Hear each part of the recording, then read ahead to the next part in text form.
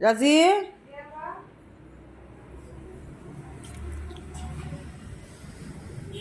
রুটি বানাস আজ কইলা লাটা? না, সাদা বেড়ে বুঝছি, এগুলো তো খাইতেন না জানি। বাহ, আমার জন্য আলাদা করে সাদা আটা। হুম। ধন্যবাদ তোকে আমার কথাটা চিন্তা করার জন্য।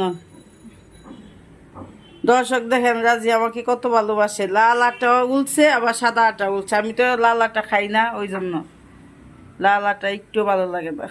তোর কাছে কেমন লাগে লাল আটা? গমের এটা ভালোই লাগে।